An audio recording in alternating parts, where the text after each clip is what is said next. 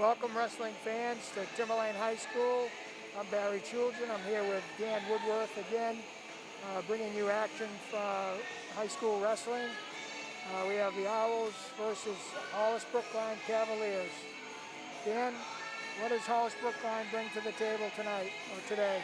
Well, for the second straight week, we're wrestling one of the top teams in Division II, the Hollis Brookline Cavaliers.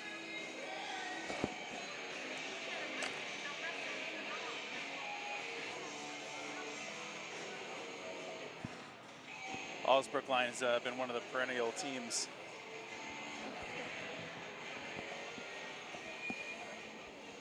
Can you hear me in your headset? I cannot hear you. I don't think you're coming through. We gotta go find Dean. Dean, if you're listening in, you can check in. We'll get right back to you, wrestling fans.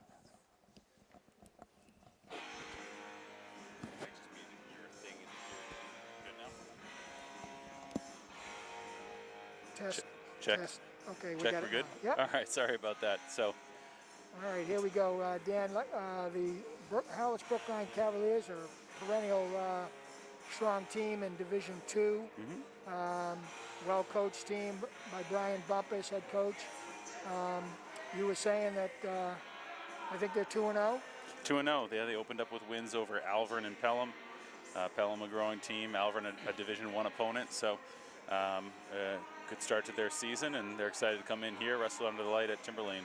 So they've been wrestling us for about a decade now, on weekends, and good to keep that going this year. Yeah, they've never been afraid of coming over here and challenging themselves with the Owls. So, and that served them well. They've traveled out of state, I know, and Brian understands how to get his teams ready for the postseason. One of the better coaches in New Hampshire for sure. Yep, definitely been a leader in the state and among the coaches. So here's the introductions. Here we go with the introductions. Brookline Cavaliers and our own Timberlane Owls. The Cavaliers are coached by Brian Bumpus, and the Owls are coached by Dan Duncan. We hope to make this game a positive experience for participants and spectators alike. All spectators are encouraged to treat in a good sportsmanlike manner.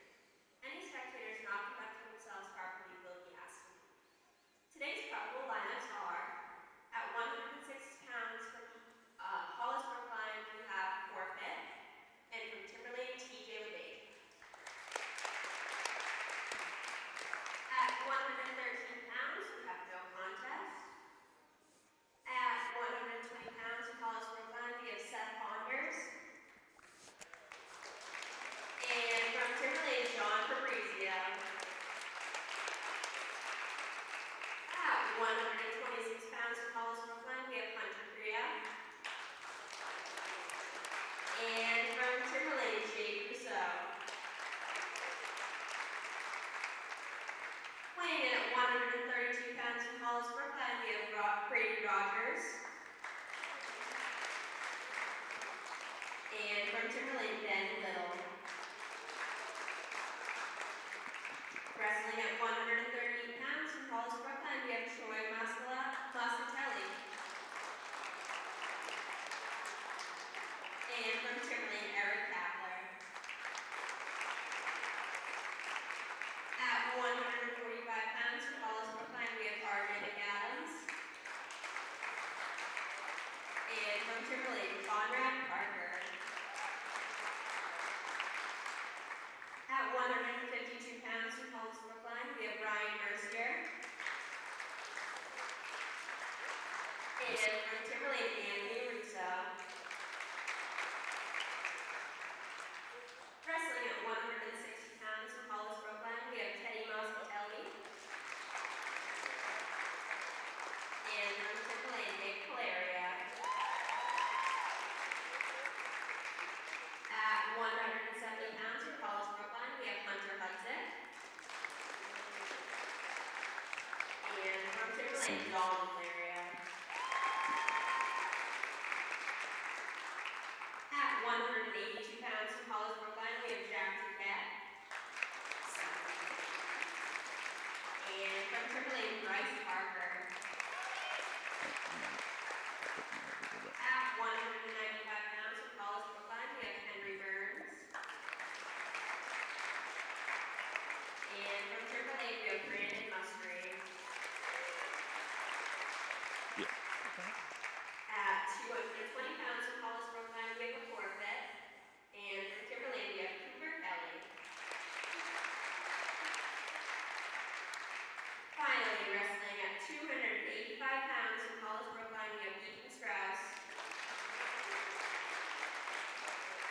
in from Timberlane, Malachi Cologne. Tonight's match will begin with a 182-pound weight class. Please rise at this time for our national anthem.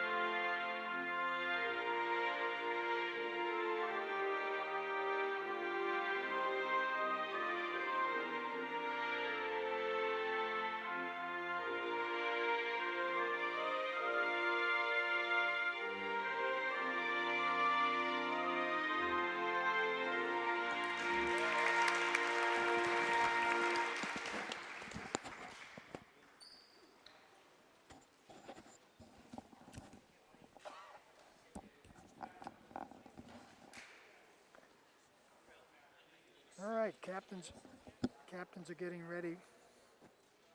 You hear me? I can hear you. You hear me? Mm-hmm. Okay. The captains are out there for the coin toss to determine match order and choice in the second period. Starting at 182 pounds with the big boys. Who we got here for Timberlane? This is going to be Bryce Parker tonight. So we'll get, last week we started with Conrad Parker. This week we'll start with Bryce Parker, the bigger of the Parker twins, a junior, 4th place at the All-State tournament last year. All right, he's going against Jack Duquette of Hollis, Brookline. He's a place winner in Division II last year. So we'll see how this first match goes. Yep. Hollis Brookline brings a total of 7 returning Division II place winners, plus another wrestler who placed 2 years ago. So a lot of experience on their team. 2-0 Cavaliers versus the 2-0 Owls, and we're underway here, starting at 182 pounds.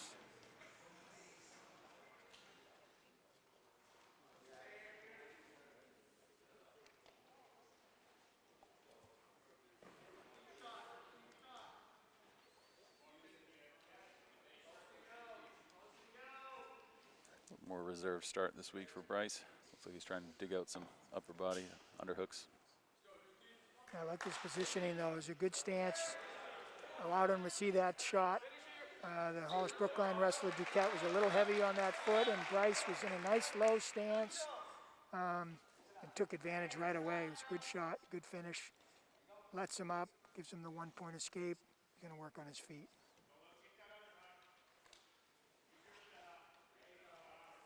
Much low. Yeah, I like that stance.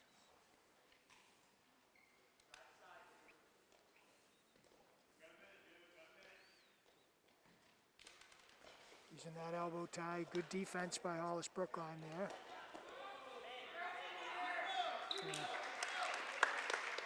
Nice reaction. There was a good defense by Duquette, and then Bryce turned that into points by staying on his offensive position. He let him go. Doesn't look like he gave him the one though, so he's still on top. 4-1 here with about 30 seconds left in the first period. It looks like Bryce was trying to get to work with that elbow pinch. The Hollis Brookline wrestler, like you said, was patient in that stance, but Bryce found out, and there's some points. Geez, he put him right in danger there. Oh, yeah. And right to the fall. That was quick. So Bryce got some working on his feet, working on his shots instead of his upper body ties. Looked good doing that. And took that front head position, hit that gator roll. Yeah, he hit it hard. Changed it really quick. So a good start for the Owls. yeah, there was 19 seconds left in the first period, he gets the fall. They go up 6-2. 6-0.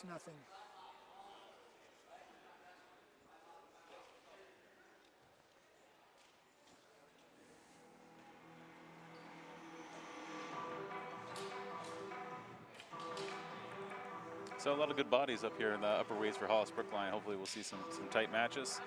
As you mentioned last week, not a ton of meets on the schedule, so hopefully we'll have as many good battles as we can today. Yeah, good to see that Hollis Brookline has a heavyweight. Our heavyweight, Malachi Cologne, hasn't had a match yet in the first 2 duels, so it'll be good to see his debut. He's a sophomore, wrestled as a freshman at heavyweight, which is not an easy chore. Absolutely. He did a great job last year. Just got better and better as the season went on. And so I'm excited to see how he's improved. I haven't got to see him in action yet, so I'm excited to see that.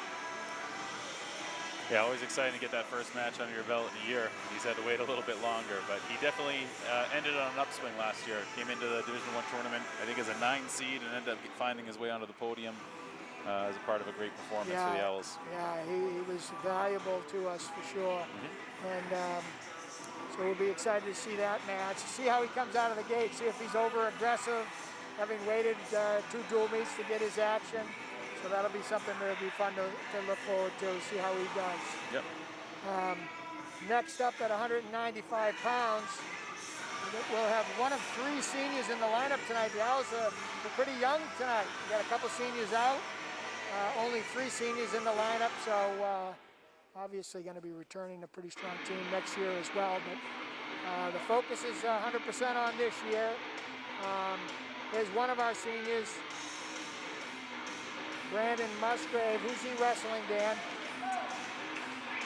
Musgrave's going to head up against one of Hollis Brookline's better wrestlers. It's Henry Burns. He was a Division II state champion last year, so he's going to bring some experience, and between the 2 of them, hopefully we got a good match here. They're both working upper body ties here to start the match. Both coaching staffs telling their guys to get their heads out of that tie. So,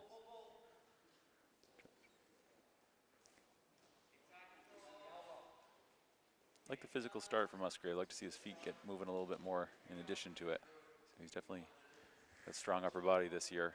Yeah, Burns has a square stance, and he's a little shorter, stockier, so Brandon's going to want to move him out of that stance. Oh, there's a good shot. Let's see if he finishes it. Oh, yeah, nice job. Brandon using his strength. He changed off a little early. It didn't look like he was going to be able to get the angle, but with his leverage and reach, he was able to trap that second leg and get the 2. So that's a good start. See how he uses his leverage on top. You like to see guys get as close as they can in those stances, but Brandon can get away with taking some shots from a little further away with those long arms. Yeah, the shot was good. He got in deep, but then he changed off right away without getting pressure. But you know what? When you're long and got good reach, you can get away with that. And he has a short opponent, so that was a nice finish. Good 2. So he went from that wrist half series to try to slip in a leg, but that's come out. Burns is up to his feet. And we're back down. He's got the leg in. See if he pressures him here, tries to wear him down some. Good job with that roll there. I thought he was a little loose, but he hit it hard, so able to pick up the momentum to roll all the way through and stay in control. About 15 seconds left here in the first period.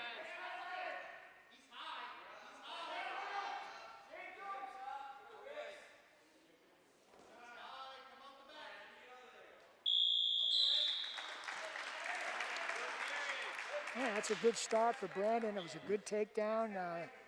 He was changing off quite a bit on top, going from the wrist series to the legs. Got a little loose a couple times, like you said, but it's a good period. Yeah, he seemed like he was wrestling confidently. All right. So over at Coach Donovan, he's going to put him bottom here to begin the second period.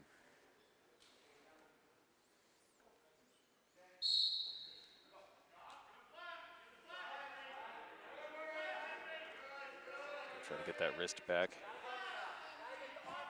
Yeah, Burns has got that tight waist with the wrist. He's got good pressure down, but Brandon comes up to his feet. Wants to try to stay in bounds there if he can. So he can get his leg back or Work tackle himself off. back in bounds. No, he's going to end up staying down. It's a good job coming up. He was patient there. You know, you give up that wrist, it can be dangerous, but he did a good job staying in his firm position and taking what the wrestler give him. Back to a tight waist ankle there for Burns. He's doing a good job getting his base underneath him and then coming up. Slide those hips out. He's in a good position here. Let's see if he can break the lock and try to get one or two. Yeah, Burns is hanging in there, though. He's probably looking for a stalemate here so he doesn't lose that point. Hard to tell, but I think he might have lost his lock on the leg, so that's going to help Brandon. Yeah. Coaching staff urging Brandon to take the one, and he does. So it'll be 3-0 with a minute left in the second period. Head back to our feet.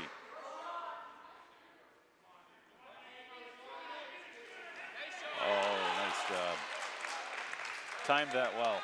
Yeah, they were both tying the head up, and when Brandon released the tie, his opponent kind of stayed high in that stance, and he was able to get away with that nice shot.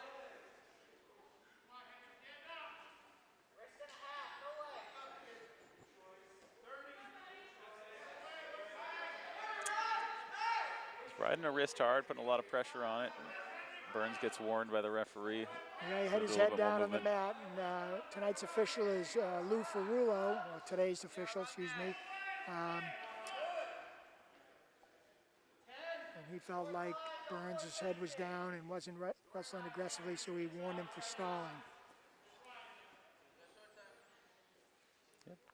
Good job on top so far this match for Brandon. He's riding that wrist, staying heavy, not giving the Hollis Brookline wrestler a lot of options. So Coach Bumpus is going to have Burns go to neutral in the third period. It's 5-0 Brandon. So a little more action here from Burns. Good to see. Expect down 5. You could see a flurry of action pretty soon. Coach Bumpus has encouraged his wrestler to get on the attack. That's wise advice, you know. Brandon's been the more offensive wrestler on their feet, and it's paid off. So he's looking for Burns to get on his offense and get back into this match. Let's see what he comes up with. Well, a little bit of a bad shot there. You know, Brandon, of course, knows the score, knows the situation. He's a veteran wrestler, so he was waiting for that and took advantage of no setup from Burns, and now he's up 7-0. So this is a good performance for him. Burns, like you said, was a Division II champ last year, went to the Meet of Champions. So it's early in the season for competition, but looks like Brandon's a little more seasoned right now than Burns. Yeah, you could tell Burns was going to be shooting. You know, he had a little bit more to him on his feet, and Brandon did a good job of staying in that stance and waiting him out. Tough spot to be in. Burns down 5 points. The opponent knows he's coming, like you said, and Brandon timed it well. He's got locks up the cradle. Didn't have the arm though, so got a little loose as he rolled through. Yeah. And looks like Timberlane's coach is going to let him go, see if they can pick up another takedown and possibly get the major decision here. Yep. So currently a 6-point lead. 8 points would be the extra team point. That strategy seems to have worked out. Graham Musgrave with a takedown, a nice double leg. Well, you know, the coaching staffs, you know, they see the score, they know he's in control, but they want him to keep working. That's a great job of coaching. You know, make your athletes keep pushing to get better. Late in the match when you're a little tired, let's see what you got. All right, and there you go. Good for Burns to get after it there at the end, but a little too late. So it's a 9-2 final score for Musgrave. Just a regular decision, but that'll push the team score to 9-0 for the Owls. So good job by Brandon. Oh, great job. Very impressive. I like how late in the match they made him keep working, you know. Yeah, very, very good job. I think that, you know, Brandon responded. He let him go and got right after it. Sometimes, you know, kids will let a kid go and then kind of feel their way around, but when there's no time left, you know, little time left in the clock, coaches are trying to train them to get after it right away, see a shot, and he did. That was a beautiful double. Took advantage, so nice job there. Good sign of things to come for the coaching staff to, you know, have a kid respond like that. execute a game plan of getting that takedown. But a good job for Burns too, getting that escape. You don't know where the meat's going to go. You know, Well, preventing the major decision there, keeping it a decision. The team save a team point for Hollis Yeah, Brookline. So that'll be both a guys. valuable match for Burns because Coach Bumpus will work with him on, you know, his offense, showing him how, you know, he really didn't get his offense going where Brandon did out of those tie-ups. So, you know, sometimes losses are the best thing for your growth as a wrestler. You know, you learn more from losses sometimes than you do your wins. So I'm sure Coach Bumpus will be working with Burns on that. Yep. So here next up is 220. We have a forfeit, so Captain Cooper Kelly won't be getting any action tonight. So after this forfeit at 220, we'll be going right to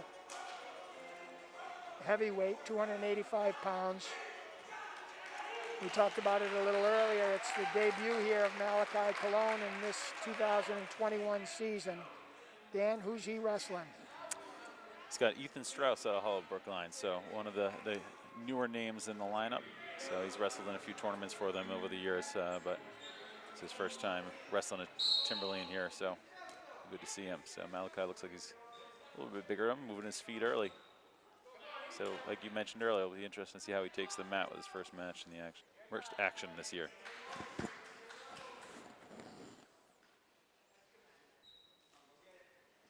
Like he's got a little bit of a size advantage, so it'd be nice to see him get in there and try to assert himself. Pummeled into that left underhook. Strauss circled out of it. Good drag attempt there. Good to see him keep up the tempo here. 30 seconds into the first period.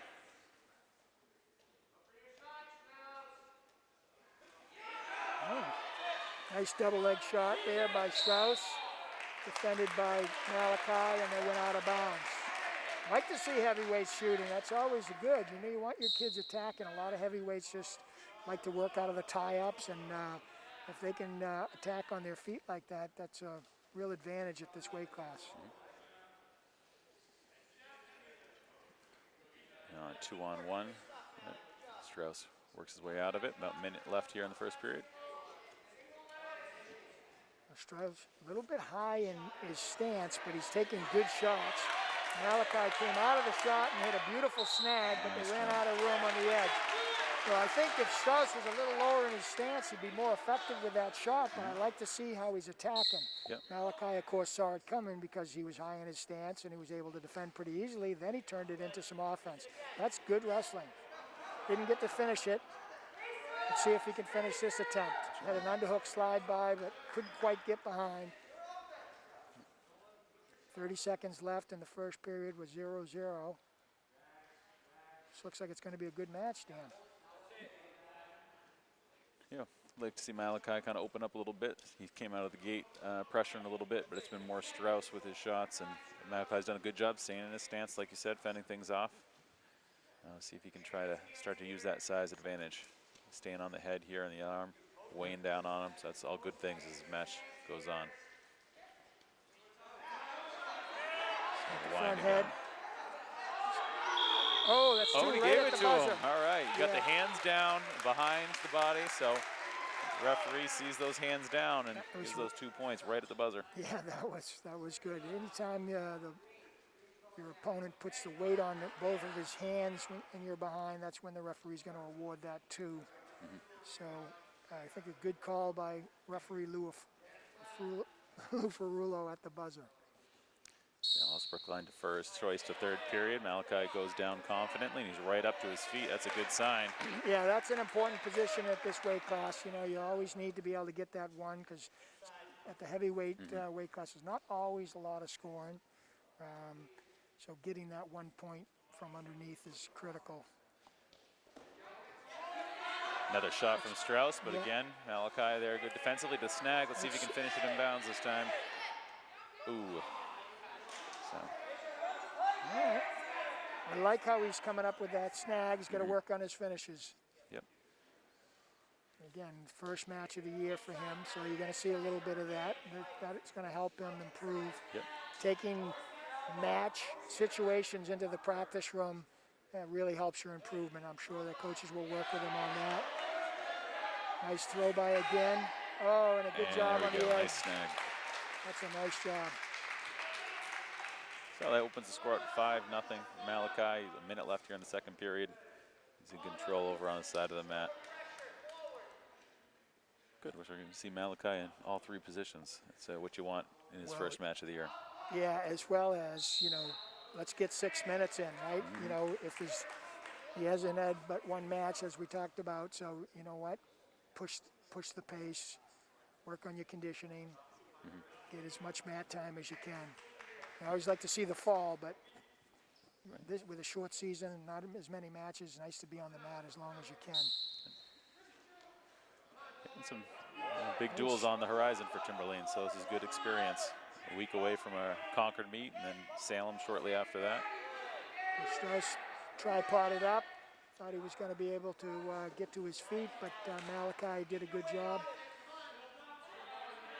Now he's got a one-on-one wrist, got him bellied out. Changes off to that cross face. He's pinned that shoulder down. He can keep that shoulder down and work around the front of the head. He's going to put him in danger, Dan. Yeah, trying to be patient There here he with something goes. they've been preaching. That's going to be Good trouble. job.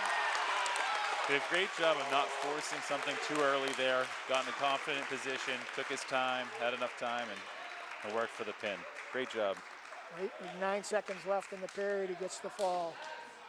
So got to kind of see the full show there from Malachi. Came out a little hard at the first, got some bottom work in and on top. So No, it was a good bout. Good to see him. He'll work on those finishes with that high single. I liked how he adjusted on the edge the 3rd time. Right, there were 2 situations on the edge that he didn't score. Then he scored on that 3rd one, which was good. Good to see. So we got a couple no contests here at 106 and 113, and then we'll go right up to 120 pounds. So, which is John Fabrizio is actually going to be one of his first matches of the season as well. So it'll be good to see him out today. Okay, so John's a sophomore. He started for us last year as a freshman at 106, and just by the end of the year really improved quite a bit and had a great performance in the Division I meet, and then ended up going to the Meet of Champions and performing real well. So it was a nice year for him. You know, it was a great example of somebody that was in the lineup that was up and down a little bit throughout the season, but you know, kept working at practice, taking the coaching that was given to him and applying that to his wrestling, and then you saw it all come together for him at the end of the year. So he's put on some pounds, as a lot of our younger kids do, right? They come in as a freshman and then they hit those growth spurts. So it'll be interesting to see how he handles 119 today. I know you guys have had him at 113 this season, but he's up at 119, so that'll be a challenge for him. Yeah. Looks like it looks a little miscommunication as they try to figure out where we're at in terms of which match. So I think that they thought he was coming up for 106 pounds. So yeah, referee Lou Ferrulo will square that away with the coaching staff. Yeah, one of the biggest things in a long wrestling season, like you mentioned, is peaking at the right time. And I think that's what happened for John last year. Came into the Division I tournament. I think it was a 4 or 5 seed, won a big match in the quarters to get on the podium, and did the same thing the next week at the Meet of Champions. Was down in a match and pulled out some point slates against the Division III champ into the state semifinals and ended up finishing 6th in the state. So. All right, who's his opponent from Hollis, Brookline? He's wrestling Seth Ponders. Ponders has been in the lineup for a couple of years. So he's talking to Coach Bumpus. He didn't punch through in the state tournament last year at Division IIs, but he has reached the podium at Division IIs in the past. So one of the 8 past state place winners for Hollis Brookline. And good job of that 2-on-1 with Fabrizio. He's right in on a takedown and to work on top as well, though we got a little loose there. That was a great inside step single he hit right away. Ponders is tall and lanky. Looks like John got right underneath him and finished it right away. And then he went right to work with that 2-on-1 tilt. Didn't get the points, but this time he goes to it again and he hits it. He's going to jump out at a 4-0 lead the first 20 seconds of the match. Yeah, John's pretty rugged, and he's got some strength there for one of our lightweights. So looks good. He filled out. He's much bigger than last year. It'll be tough at 113. Here he is at 119 tonight, or today. By 120, yeah. 19, a few years ago. Yeah.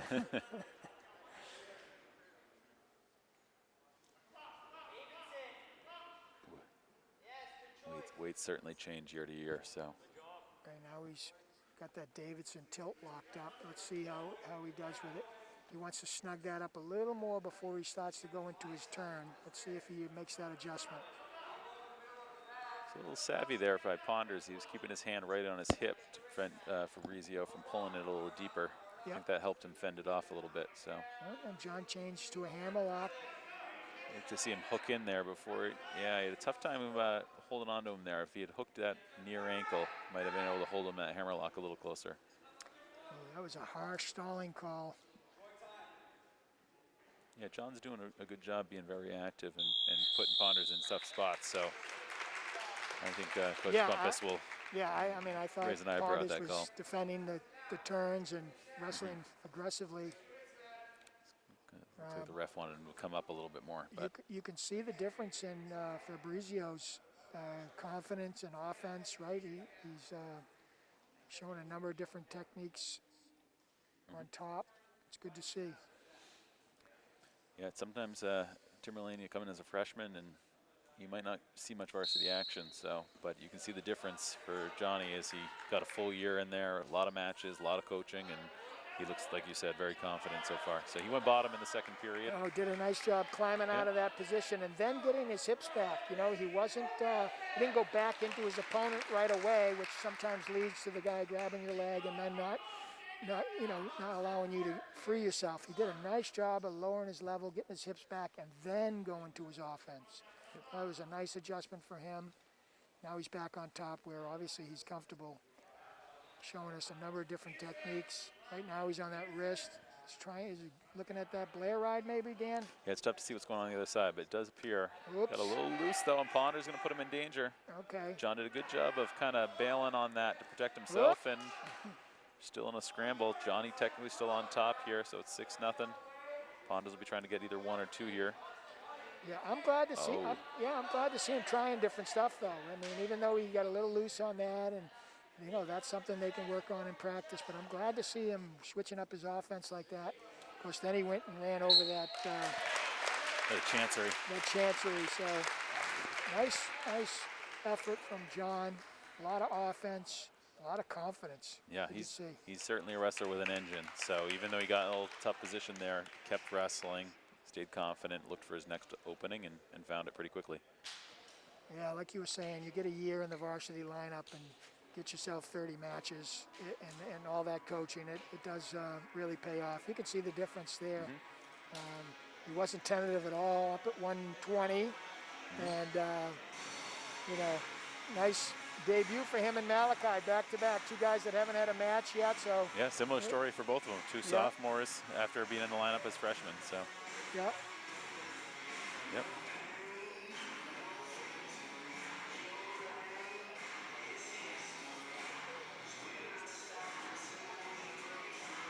Looks like at 126, we're going to have Hunter Cray from Hollis, Brookline. He was third in Division II last year. And for the Owls, what do we have?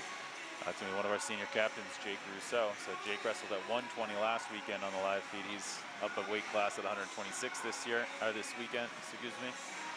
So Jake, again, a Division I state finalist last year and a New England qualifier, finishing third in the All-State. Yeah, he had a big win Wednesday night over at Wyndham.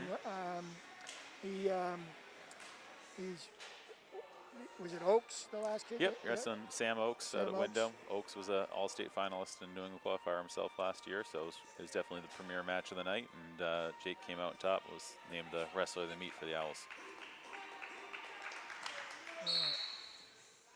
Gray has a similar body lengths here, so should lead to some good action. Both wrestlers seem like they're taking the mat ready to wrestle. Straight shot, changes off to the double, picks up the first 2 points of the match. Cuts him for 1 right away and then drops in on that outside dump. jumps out to a 4-1 lead, and it looks like he's gone right to that tilt that we saw John execute in the previous match, but Cray able to roll it through. Cray rolled it right through, yep. Which is one of the ways you counter that. Sometimes going right with the tilt is a nice way to counter it. It's similar to like a headlock. So if you first one to go, sometimes Use that momentum. Yeah, use that momentum and keep flowing with it. A little dangerous going to your back, but sometimes that works. That was a good example of it there. So we're out of bounds with 59 seconds left in the match. A 4-1 lead. Looks like Jake's going to let him go to his feet. 4-2. And let's see what he comes up with for an offense. Looks like he's got kind of an outside elbow control. Oh. Well, it's turned into kind of a duck under and caught the ankle kind of awkwardly. Yeah, it was like a duck under to a pick. Yeah. So now he's kind of in a front head here. So see how he does in the short offense. Cray staying in good position there. Even though he's in the disadvantage with the front head, he's staying in good position, trying to work to his feet, which is a nice job done by him. But then Jake transitioned to that cradle. Ooh, that's close. Looks like the feet stayed in just enough to give a takedown, so it'll be 6-2. Yeah, Cray was doing a good job trying to battle the hands, but Jake just kept coming at him. Cray did a great job up there. He came out of that, and then he slid out, and then Jake just was really smart on the edge and dropped down and kept his toes in for the 2. So good wrestling from both guys there. For a chop early on, ended up spiraling him down, riding that cross wrist series still. See him get off his knees here, put a little bit more weight on him. And that's the end of the first period. So good first period from Jake, came out of the whistle and was on the attack. He's got a 6-2 lead. Jake's gonna go bottom in the second period.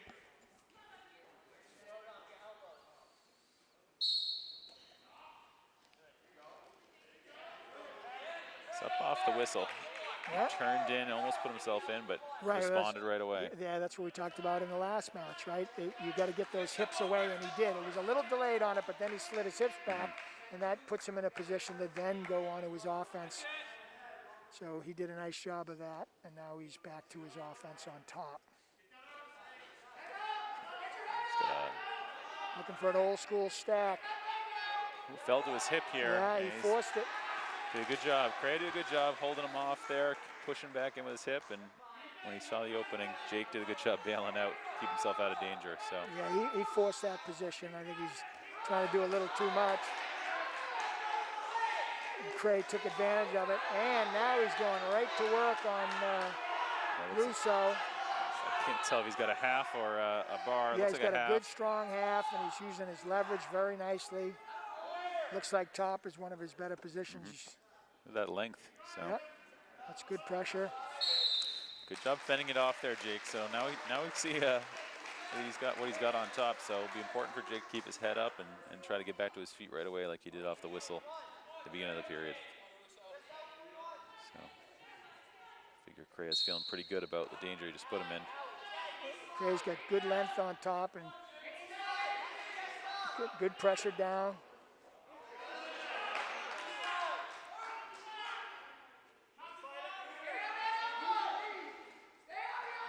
Jake respecting his length at this point, being patient. Well, tough spot with that knee right here. See if he can get his hips away. I think Coach Bumpus would have liked to seen him stay with that spiral half series. It was working too well. He kind of changed off, and that gave Jake an opportunity to get out from the bottom. So I think that might have been a mistake. I'm not. Just because that was working so well, he was keeping pressure down. Yeah, he looked good in that position. Yeah, so now we're up to 9-4 with just a couple seconds left in the second period. So it'll be interesting to see what Hollis Brookline chooses. Is it their choice? Or I believe so, yeah, they could. Looks like they're going to go bottom. I thought they might think about going back up on top since they had Rousseau in danger, but he's going to go bottom. He got a reversal in the second period from here, so I think Bumpus is hoping to get that same transition. So 9-4 as we start the third period. Rousseau on top.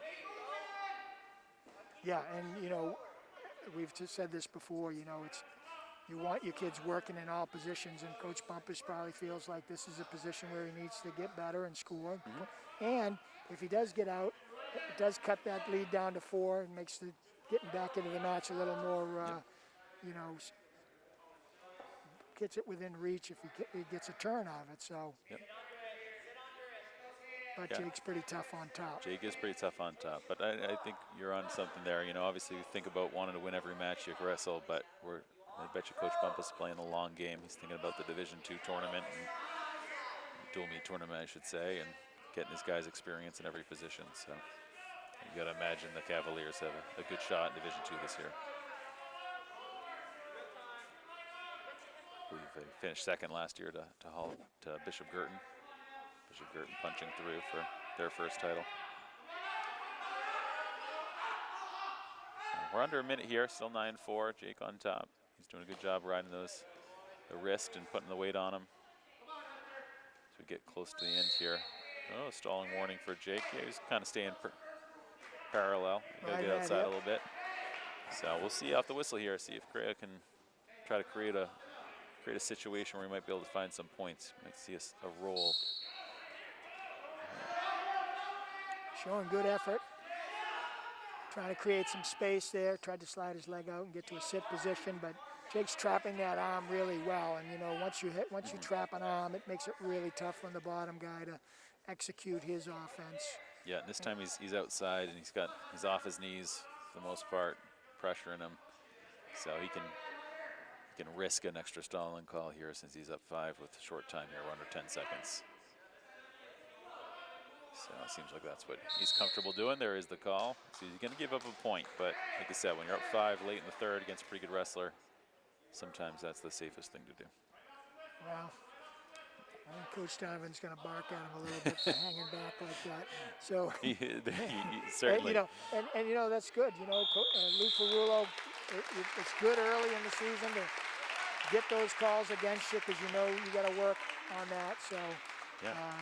But all around, a good week for Jake. Again, 9-2 win over a state finalist on Wednesday. Comes back. It's a good opponent. Up a weight class here against Hollis Brookline. 9-5 the final score, so a decision for the Owls.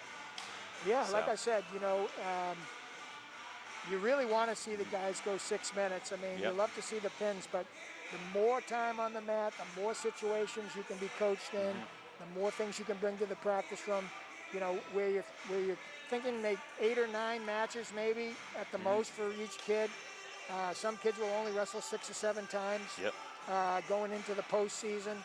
I think those types of matches are going to be the most valuable. So I think for Jake, it's a great week, not just because he won, but because he was in 2 good bouts where he got to use his offense, but he also had to work in a couple of positions that the coaches can bring to the practice room and say, okay, let's get better in these areas. So we know he's very capable. He's one of our veteran guys, had a great year last year.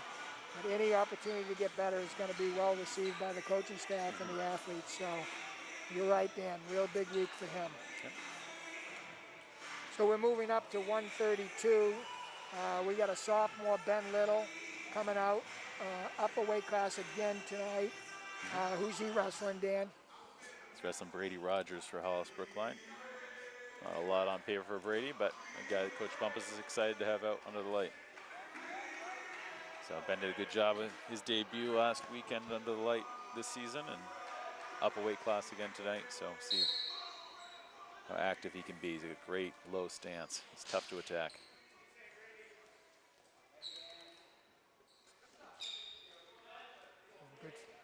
Good movement there.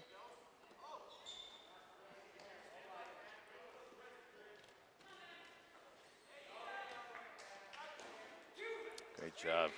Yeah, Rogers was tying up his wrist. Ben kept moving.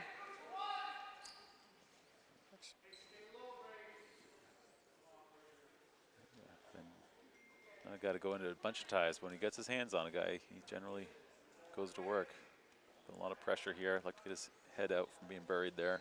But a good job kind of shedding the tie and outside single the other way. So he had the underhook on the left side, and then he came back with the sweep single on the right. And, oh, that's very nice. Good transition. Yeah, very nice. So, you know, a lot of times guys will attack that same side. because that underhook opens up that side, but at that time, he used it to attack the opposite side, which is advanced technique, very nice.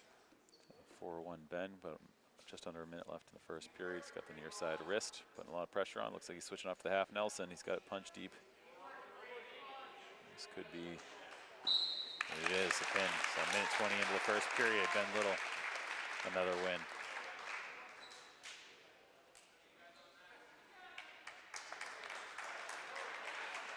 That's a good match for Ben. He seemed to get right after it and up on his feet and got a little work on top. Yeah, there was impressive takedown and a couple takedowns, so he looked good. Would have liked to see him stay out there a little longer, but you know what? Yeah. It's hard to turn it off, you know. You get a chance to put somebody in danger, right? Yeah. You get that fall. You just never know what the other opponent has. You know, we talked about that 126 with Jake, who's getting some work in, and then suddenly he was in danger. So well, when you're a sophomore, sometimes, he's a sophomore. He doesn't have the knowledge of all the kids around the state. Yeah. He wants to get after it. I love, which we love about him. So, yeah, you get a tight turn there. Sometimes it's you know, the coach can't help in me, put him away. The coach wants to see him out there for 6 minutes working on extra stuff. Yeah. But that was a nice match for Ben. Yeah. He's really looking good this year. Sophomore junior Eric Kapler's coming up next. Who's he going to wrestle, Dan? Well, this is one of the premier wrestlers for Hollis Brookline, one of their all-state place winners, Troy Moscatelli, one of the Moscatelli brothers. Troy was a two-time Division II state champ. He was moments away from being an all-state finalist a year ago, so he lost a very tight match in the semifinals, ended up dropping to the 5th and 6th place match. He was So he was a 120-pounder last year. He had actually a good battle with Jake Rousseau at another tournament. So that's right. I remember him. He is very tough. So Eric's going to have his hands full. This will be good test for him. See where he stands with the top wrestlers in the state. Yeah, Eric got a good match the other night. Rebounded from his opening night defeat, so he's 1-1. But this will be a good battle as well. Now he is an upper weight class tonight, today. So, but still, good chance for him to wrestle a good kid. Moscatelli comes out and hits that quick dump right away. Good job. Again, knee slide. He's got to get that hand back, but came up to his feet. It's a good bottom attitude from Kapler early on. Oh, it's great. He's going to get a warning for stalling. Yeah. There you go. So that was good job on Eric's part. He maintained his feet, and even though he couldn't break free. Keep wrestling on the side there. Great job. So that is very good wrestling by Kapler. So on his feet, he maintained his position, got the stall call, and then turned that into points. So very nice. I believe you get about 3-5 seconds there to try to bring your guy back down, or got to be consistently making a strong effort. And Moscatelli did a good job kind of holding on to him. Certainly was wrestling, but that cradle's tight, Danny. This could be tough. Oh, he based out really well. Moscatelli is long, so there's a moment there I think Kapler had him in some danger, but he did a good job of keeping his base and staying low. Yeah, it's a great message too. Moscatelli just found out that Kapler doesn't care that he's a all-state placer. He scored on him and then went right to work. That's good job. Almost a dangerous spot there out of bounds. They ran out of room, but you can see Moscatelli showing him he's pretty dangerous too. A little more space on the mat, and Eric could have been in trouble. But we're 2-2, 45 seconds left here in the first period.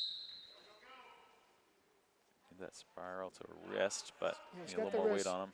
Yeah, Moscatelli was still able to come up. Brings him back. Good tight waist there. Little cut back.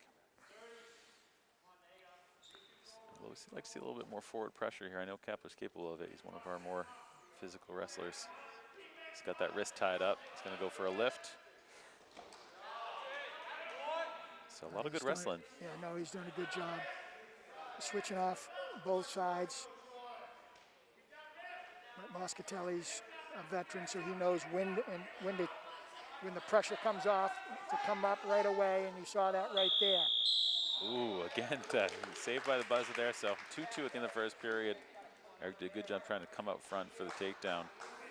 Got a little extended, but that's sound of the twice buzzer. He hit that little chalice move out of that. So Eric's got to be ready for that. So second period, Eric's going to go down in a 2-2 match, see if he can Come up to his feet again. Good. Working the hands. And this time, Moscatelli smartly gives him the one rather than just want to give the call. He would have got banged again for sure. Now this is a big takedown. It's 3-2. See Eric getting a little bit lower stance because we know Moscatelli's going to attack, and there it is. Doing a good job keeping that underhook. Yeah, he defended it, but he's got to get his hips back. I'd like to see him pull up on those hands a little bit. This is good. This is good position. Eric's going to score here. Nice job, roll through. So yeah, he got Moscatelli forced that a little bit. I thought Eric would turn that into points, and he did. Now he's got a 5-2 lead. Yep. So this is going to turn out to be a real exciting match. Moscatelli's a veteran. He'll attempt to get himself back in this match with an escape. Narrow it to 2. Yep. We got a minute 3 left. This time he lifted him. Watch. Oh, there it is again. So it's interesting. We talked earlier about that roll we knew through we would tilt. see that chalice there again. Yeah, we talked about that roll through tilt earlier when sometimes defending it's going with it, and there we have the headlock where Eric went with the headlock, really got his momentum going, and it led to his roll through. Oh, a switch off the whistle here. Eric's weight was a little back. Might be better off giving him one there. So 45 seconds left to get the reversal. So now it's 5-4. Andy's in a cradle lock here. So Eric's got to stay low, try to fend him off. He's doing a good job. Moscatelli's trying to walk up the leg here with his knees. Keep that chest glued to the mat if you're Eric. 25 seconds. Yeah, he's got to try to stay low and turn that hip down. That position's problematic. When you come up like that, you do actually put yourself in danger. If he can turn his hip down and stay low, he'll be okay. But if that near side hip is up, he could be in trouble. That'll be a big point here if he can get it. Oh, wow, great job. I think that was a mistake. He should have kept his lock on that and tried to rotate Eric to the match, but as soon as he tried to adjust, Eric wisely came up out of that. So with a couple seconds left. That could end up being a big point, that last second take. That was so a big it point. gives him a 2-point lead. He had us in danger. Eric came up. His hip was a little high. That near side hip was a little high, but Moscatelli tried to change off, and when he did, Eric smartly came out of it. So that was a nice job. Yeah, a little nervous when he came up. I almost wanted him to stay lower on the mat there, but it ended up working out for him. That cradle was tight. Yep. So 6-4 here as we start the third. Moscatelli down. Going to try to get one to close the match. Nice. We've been at this position a few times, but a good job getting his hips in for the lift that time rather than trying to go across. So it seems like he's learning. Yeah, when he takes him backside like that, that takes away the chalice. Yep. If he cuts across with a double, then he puts him in that chalice. So I think the coaches probably told him, or Eric just felt it, which is even better. Yeah, so it looked like he tried the cross-face cradle there, but wasn't happening. Onto a claw. So he's showing a lot of good rides. I'd like to see a little more pressure. Seems like Moscatelli's been able to get up. There's that. You could see that stall call coming. He's in that position. Could get hit again. See a little lift this time. Trying to find a wrist as he goes. Looks like he's got one. About a minute 5 left. Back to the crossface. So a minute on the clock exactly. Third period, still 6-4. Both wrestlers with a stalling warning. That's stalling. Those stalling warnings are huge with a minute left in a 6-4 match.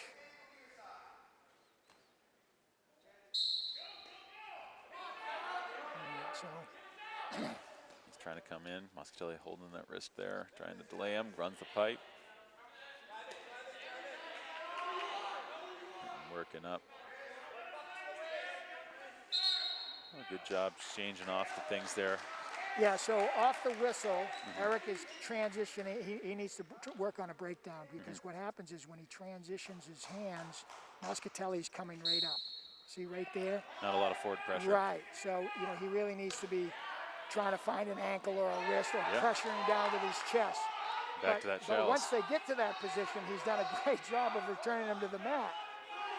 So 30 seconds on the clock here, still 6-4. Moscatelli up on his feet again. Yep. I like that. He ran the pipe. That's a great exchange. See how Eric has adjusted? Earlier in the match, he was hitting the cut double, and that put him in the chalice. Now twice he's made an adjustment that's really paid off. So now we're looking at 15 seconds left in the Oh, match. an interesting call. They're going to call running him off the mat here, so it gets a point for Hollis Brookline. It's now 6-5. Oh, he's switching to a stall call. He's going to call it a stall. So it's a 6-5 match with 15 seconds left. So. Now he needs to find an ankle. Yep. And try to break down. Let's see if he puts some pressure on him. That's a big. He went right to the crossface. Now he's got the cradle. He doesn't want to force this position. Right. Just gets he doesn't want to force it. He lost the arm. Oh, and he comes up nice and job. rolls it through. Oh, beautiful. So he's going to get the back points and a really big win for Eric Kapler in this young season. Yeah, I would have been happy if he had just stayed in that position and not forced it. Yeah, and he's excited by it. Well, he deservedly so. Well, you know, that time on the restart, Danny, he went right to the crossface rather than go to the waist, so he was able to put pressure on his man, and that created the opportunity for the cradle. So. I probably wouldn't have run the cradle, but boy, what a great win. You know, in that match, Eric made some really important adjustments, and that shows some experience. You know, you like to see kids make adjustments within a match. That's a sign, a good sign of somebody that's really feeling the wrestling that's going on in the bout. And like you said, Moscatelli, he's no slouch, so that's a really big win. Yeah, both wrestlers seem to be close to points at various times, but they fended each other off. A couple good scrambles. That was a big call. Yeah. You know what? I looked away, so I really didn't see the it was tough to see from our angle, too. So we were behind him. What he was trying to do was transition to his mat return, I thought. But if he drove him a little bit out of bounds, as Lou Ferrullo saw, then that's the proper call. Yep.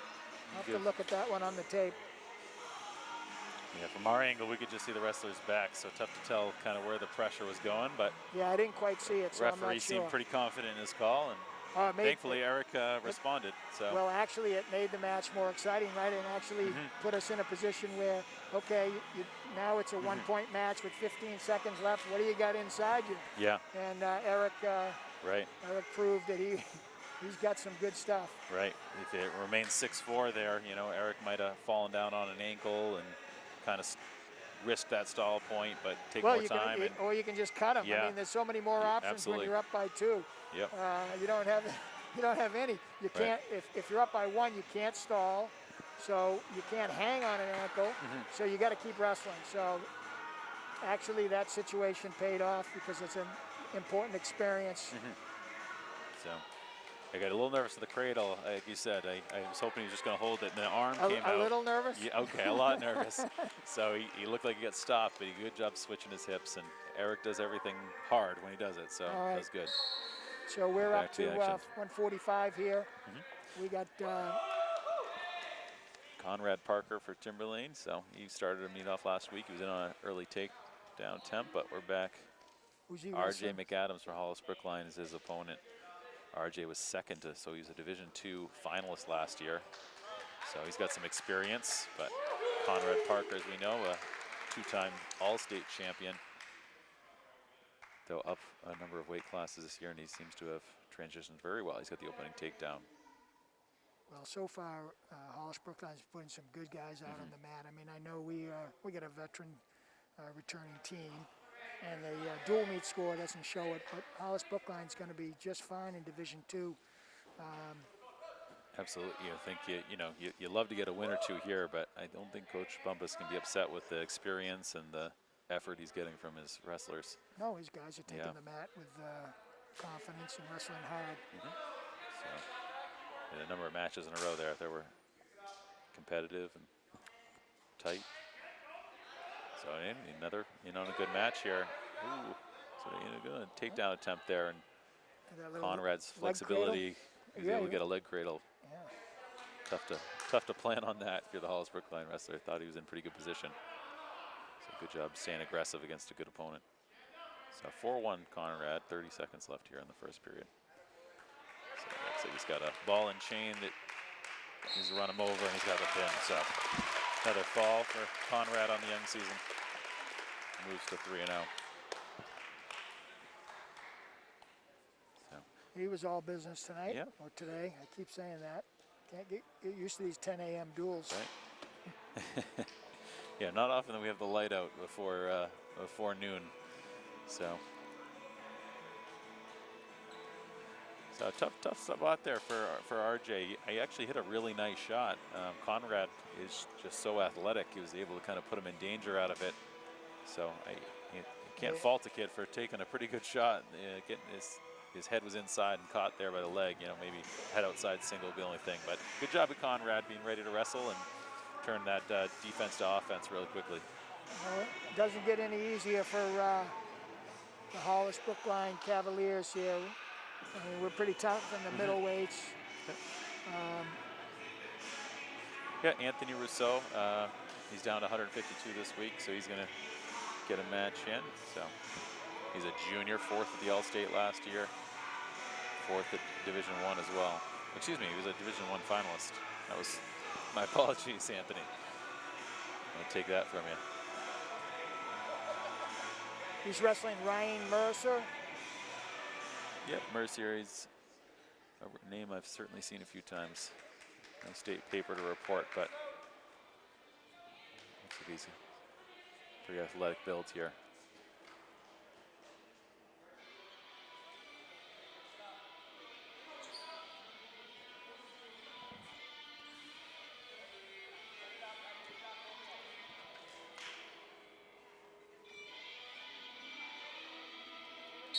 And here we go at 152 pounds.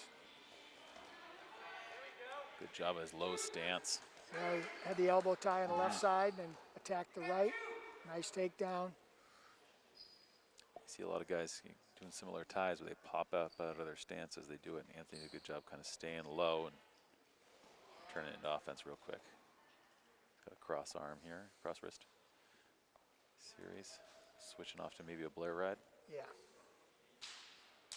Talked about last week how Anthony can be very patient here and put a lot of pressure on kids. Switching off to a hammer lock. See if he can get that near ankle.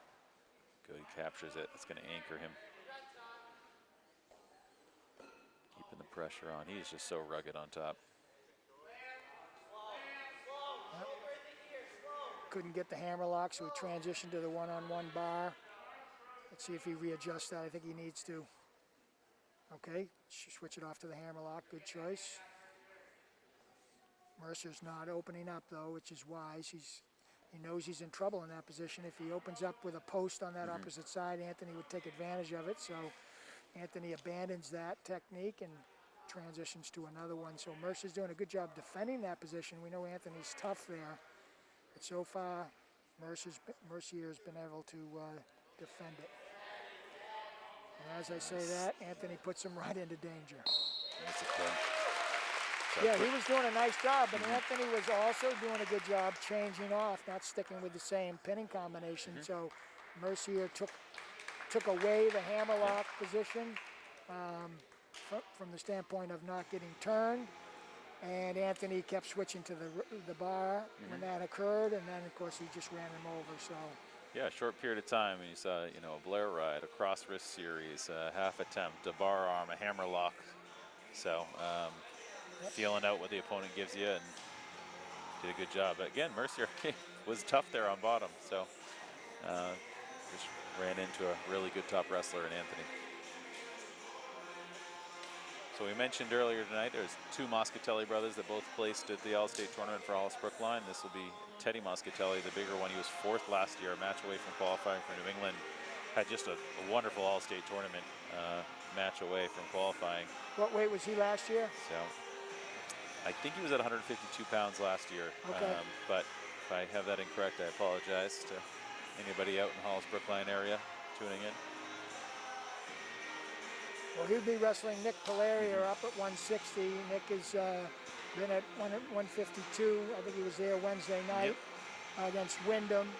He's up at 160, so he's a 2-time state champ. So Moscatelli's going to have his hands full.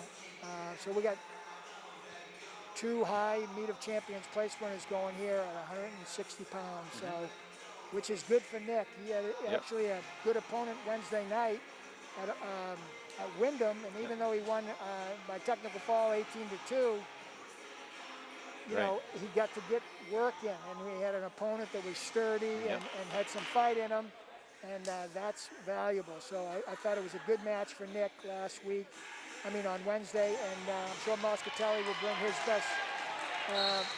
He looks like a good size 160, so hopefully that'll help him against Nick so we can see a good match. Yeah, he's coming out not afraid, staying on the offense, which is good. Get Nick to work on his defense a little bit. See a little short offense here. Moscatelli doing a good job controlling that elbow. And he's trying to get that same dump that his brother hit earlier tonight. Nick's pretty tight in here. Try a good thing. He had that front headlock, but Moscatelli felt the throw by and squared up on it. It's a good opening scramble. So we're 30 seconds in and still 0-0. Still on the attack. Yes, good to see. Moscatelli hit some offense there, but came up to the hip as he came up, and Nick felt that, and he's so good upper body. Turned it a little bit of a throw by and this is right into more offense.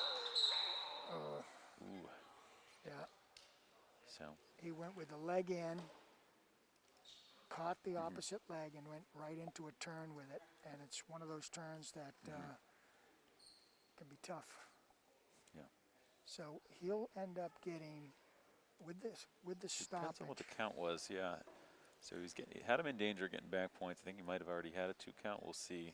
Yeah. So they stopped it before he got to the count. So I think what'll happen is he'll get the 2 points on the near fall. If Lou Ferrullo had already counted 2, then he would have turned it into 3 with the stoppage. So it looks like he's going to give the 2 into a 3. So maybe he did have the 2 count, and then he gave the extra point. Yep, I thought that was quick. And Lou does call quick back points, so that doesn't surprise me. But I didn't think he had the 2 count. Right. So. But although he put him in danger right away, because as soon as he went with it, he was in danger. So he had a better view of it than us. Yeah, so if he'd gotten the full 5 count, and then it wouldn't be a Timberlane meet if I didn't question Lou Ferrullo. So I got to at least do it a couple times tonight or today. All right, so we're back in the action. It's good to see Moscatelli's all right. He's going to get an escape here. So again, with the 2 plus the screen point, turned it to 5-0. Then an escape that was given to him, a quick takedown. Beautiful wrestling by Nick Galeria right there, just showing his athleticism. Kept pressure on the head and spun on him. I don't think he's gotten this takedown yet. Wrestling. I'm trying to look at the scoreboard. It's 7-1, so I think we're still on our feet right now. There's the takedown. Moscatelli had that arm doubled up, so that was a good delayed call by referee Lou Ferrullo. Nick showed good patience with it, and then went backside on it and scored. Stalemate on top, so 9-1. 25 seconds left here in the first period. He's going to let him go. I like this. With only a little time left in the period, let's see if you can get a takedown with under 25 seconds left. Good job working his head, keeping his hands busy. Oh, Moscatelli with a nice little attempt there, but Nick wasn't pressuring him at the time, so he was able to easily turn that into his offense with a re-attack. So I like the offense aggressiveness, the aggressiveness from Moscatelli, but he needed to do that when Nick was pushing in a little bit.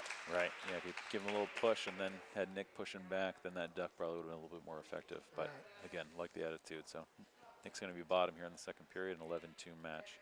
Let's see what Moscatelli can do on top. Nick's moving in and out so well, it's hard to time that up. So Moscatelli might have felt like he was pressuring him, but at the time he wasn't. Back to the power feet. there from Nick. Just kind of turned back, found an underhook, and ripped himself to his feet. So 12-2. A little hand fight. Nick getting on the head. Inside trip. Beautiful technique. He's bringing a lot. He's bringing a lot. You've got to be ready for everything with him. If you go upper body, you're going to go for a ride. If you want to stay out distance, he's got the ability to close the gap real quickly in an attack. And then there's an example of him using an inside trip. Nice job. A lot of fun to watch. So he ripped out the hammerlock there, but Moscatelli did a good job kind of fending it off, and Nick decided to go back to his feet. So it's 14-3 with a minute left in the second. you know, this is a kid that's going to beat most of the kids he faces in New Hampshire, Moscatelli. He's a sturdy kid, good experience. I like the way he's trying to get his offense going, so this match will serve him well. You know, wrestling somebody really good. Yep. You know, it just gives you a chance to work on a couple of things. You know, reaching a little bit there maybe. I think that would be Yeah. trying to close the gap probably and tie Nick up a little bit. But when you reach on him, you better look out. Got a leg in now. Yep. 20 seconds. Yep. 16-3. So one turn would close this match out. If he were able to get 3. 9 seconds, so looking to get a third period in. Again, something I think was valuable to see. You know, getting in 3 periods. Yep. So second time this week, and Nick will go into the third period. So Right. not many weeks he might get 10 minutes. Yeah, So no, that's just like Wednesday night. You know, even though he won 18-2, you know, his opponent, like this opponent, giving them all they have. right. See how busy he is with his hands. That's really good. Yep. Next takedown would be a tech fall. So we'll see if Nick tries to put him in danger right away and see if that's on his mind. But I think Moscatelli will stay offensive here. He seems to be. Wow. Ooh, What a there's the beautiful take. takedown. Yeah. So good job all around from Mr. Polaria. Good job from Moscatelli coming out and staying aggressive against a tough opponent. Yeah, Good match. impressive to say the least. So another win from Nick. So now we'll move up to 170 pounds and be our last match of the night. We'll get Nick's brother Dom. So It's 38 points in 2 matches this week for Nick Calaria. we said he can put points up in a hurry. I think he's proven us correct on that. Yeah, he's impressive for sure. Fun to watch. Good to see good wrestling, you Yep. know. We've waited long enough for it. So we're going to end with a pretty good matchup here. So Hunter Hudzik was one of the stronger wrestlers for the Hollis Brookline team. He was another Division II place winner from last year. That's right. We started at 182, and here we are at 170. So this is the last match of the varsity duel. Do we have any exhibitions that'll go on after the duel, Dan? Yep, I believe there were 6 exhibitions already set up with the potential for 1 or 2 more depending on kind of what happened in some of the varsity matchups. Okay, as we did last week, we'll keep the camera rolling and get those exhibitions out there for the fans to watch. Yep. For those that couldn't make it to today's meet, we'll bring those to you live as well.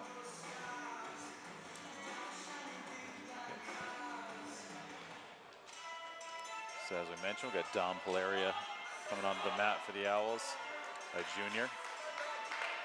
He's 1-1 on the young season.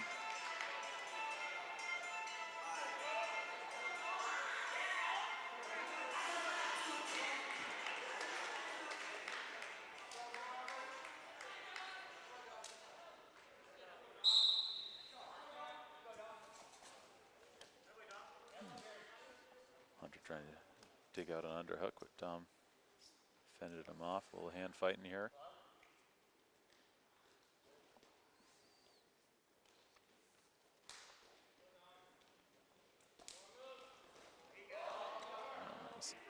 Side step. Dom trying to fend him off, but he's in trouble and gives up the early takedown, but right to a knee slide.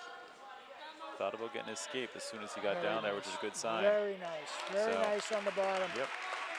2-1. Knee slide, didn't stop, kept going after it, got his hips outside, created some space, and then hit the cutaway. You get a lot of guys that, feel sorry for themselves a little bit for maybe a second or two as they hit the mat, getting up that opening takedown, but No, not this Dom. kid. He's right after He did a nice job. And he got busy right on the head right away. So he got the escape, went right on the offensive, got on his head, and then turned that into his points. Yep, so 3-2. Nice job, yeah. 3-2 Very nice. Dom here, about a minute left in the first period. So Hudzik up to his feet as well. Dom trying to lift. Yeah, Husnick's a big 70-pounder, so he's going to have to tie him up and wear him out a little bit. That was a good lift. Hanging on the short claw there. It looked like he had the wrist captured on that lift. A lot of times the officials will stop that as potentially dangerous because when you have that trap wrist and you bring him to the mat, he can't protect that side. So depending on the direction of the lift, sometimes the officials will drop that, stop that. 33 seconds. We'll see if Dom can put a little pressure, try to finish out the period on top. But Hudzik right up to his feet again. Yeah, you got to get a little heavier on him on the start. You know, maybe get his chest pressure down a little bit so he can't pop right up, and then he can break him down. He's good job with the tight waist here, putting There's some pressure. good pressure. Yep, there's good pressure. Got the near wrist. Let's see what he can do with it. Yep, 15 seconds. You want to finish on top here. End of the period scoring is always important for the bottom guys, so you want to deny him of that. Looks like he's almost running a spiral a little bit. He's going to run his feet around a little more with it. Well, I like how he's pressuring him there, though. That was good. So, good first period for Dom. Like I said, gave up that first takedown, but responded right away with quick escape and then got aggressive on his feet. He takes a 3-2 lead. He's on bottom again to start the second period. We chose bottom? Yep. Okay.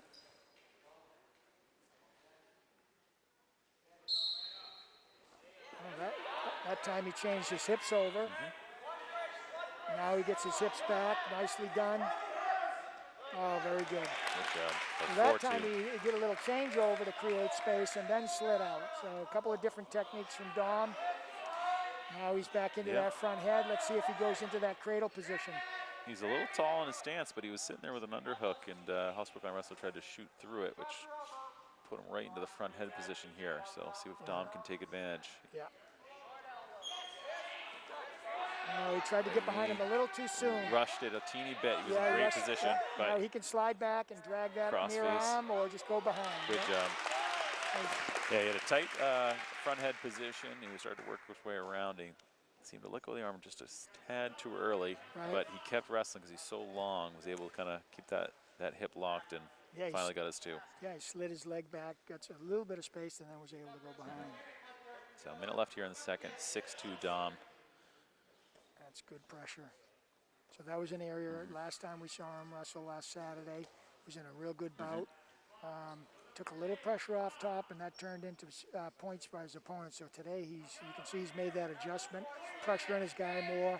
Yep. Get his head down, and then ends up getting a stall call from referee Lou Ferrulo. Yeah, showing a little bit more on top in terms of creativity. It was looking like a cross-face cradle attempt and threw a leg in, but Hudzik got some movement, but good job with his hips there. Yeah, got his hips out, he felt it. Got caught underneath and came right back up on top. Nice job. So, you know, again, we talked about his match from a week ago. It was his first match in almost 2 years. So, you know, you can tell the difference a week later, having a few matches under his belt. So, maybe a tough stall call there from Lou. Second warning in the period gives an extra point for Dom.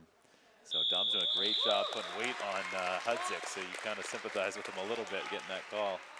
Yeah, there's good pressure on the top. It'll be an interesting decision from Hollis Brookline. It's their choice. Looks like so. Hollis Brookline's going to go neutral here in the third period, so I think Lou thought it might be Timberlane's choice again. But it was Hollis Brookline, so it's 7-2 in the third period. Yeah, let's see if Hudzik gets an attack off, try to get himself back into this match. Yeah, first, off the opening whistle in the first period, he was pretty aggressive. Only other time they got to their feet, Dom hit a quick shot, so. Circle that edge. And he backed right up. That's, yep. So when your back is at the edge, you've got to circle in. If you continue to take steps backwards, you're going to get banged for stalling. How about that double? That was a great shot. Got in a good stance. Yeah, the wrestler wasn't moving his feet a lot. His level changed and hit a straight double. Again, he's so long. He's going to get better every week. Yep. I mean, you can already see a big difference from last week to this week. And I thought he competed well last week. A little more confidence in him this week. I think he's comfortable. It was a great double. You know, don't coast. You know, you're up 7-2. You know, it'd be easy to back off and coast. Instead, he's just going to work. He hits that great double, and now he says, I want more. Yeah. Yeah, tight wrist, dug out the half. Ran him right over, Danny. He just muscled him, yep. So switched to near hook and gets the ball. So good job for Don Polaria. Very impressive from Don. Yep. You know, and remember how the match started, right? He got taken down right away. Yep, so you And give he it to just him. came out on the bottom. So very impressive. I like that. You know, you get taken down, like you said. He, you know, he Didn't wait a second down didn't there. wait a second. Did a nice job executing some technique to create space underneath. Came out, then got his own takedown, and then the match was all his after that. So very impressive. Yep. So it looks like the scoreboard shows as 62-0 for the final score for the Owls. Not necessarily representative of the action we saw on the mat in terms of competitiveness. Hollis Brookline brought a pretty good team out on the mat. We saw some good matches. Yeah, no, their positioning is good. They're in shape. They've got some good-looking athletes on their team. You know that Coach Bumpus is going to whip them into shape, and by the postseason, he'll be contending. Division 2 will be interesting. We saw Winnicott, which was a nice team. Now we've seen Hollis Brookline. They have a good lineup as well. Later this year, we'll see Bishop Girton, defending champs. They've always got some good wrestlers. Oh, good. And we're going to see Goffstown too, aren't we? Absolutely. So, yeah, we've got probably 4 of the top 5 teams in Division 2 on our schedule this year. Everybody's got a little bit of a different schedule this year with the pandemic and, you know, different restrictions that some schools have around travel. So, you know, we're very happy with the schedule that ended up coming out. So half the meets with Division 2 and half with Division 1. Yep. And like you said, next week is it Salem, then Concord? What's next Wednesday, Dan? So next Wednesday, Timberlane will be headed to Nashua North, wrestle the Titans. So a team that's been filling out a lineup last few years, up and coming. So that'll be a good battle. Go on the road, and then next Saturday will be the showdown with Concord, with Salem the week after. So. Oh, okay. Yeah. No, Nashua North last year we saw that great, had really good numbers out. It was improving quite a bit as the year went on. All right, so we got our first exhibition. It's Jake Andrade from Timberlane. He's that freshman, right? Yep. Yeah, I was impressed with him last Saturday when he wrestled. I thought he showed quite a bit of potential. He's a good-looking athlete. Wrestling positions real well. Very well coached from the middle school, you could tell. Confident. Let's see what he brings tonight. He's wrestling Jason DeJoy. So we've got 6 matches on our list. I know there's a little conversation between Coach Bumpus and Coach Brown, so we'll see if there's any other matches added as well. We'll update you as we go.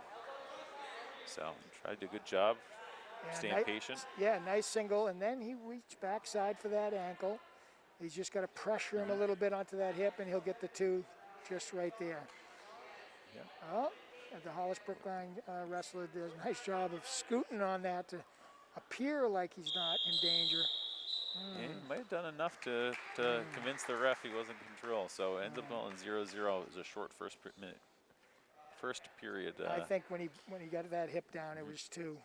But I got to give the Hollis Brookline wrestler credit. He slid that hip right out to make it look like he wasn't taken down. So maybe that's what Lou Ferrullo saw. So he went right back to that kind of switch position. But this time Jake started in top. Might be Lewis checking for back points. Thought he was. Nice job. And he did get a couple back points there. Yeah, no, he put him right in danger. I think that was the right call.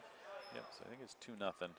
Yeah, they just switched the scoreboard. Showed 4 briefly, but it was just 2. He's got the near side wrist. That was a good feel. Jacob knew he had his hips pinned, and all he had to do was pressure towards the upper body and put him right in danger. It was a nice job. A little thigh pry, short hook. You see him run his feet out, maybe spiral that a little bit, but he's doing a good job putting pressure.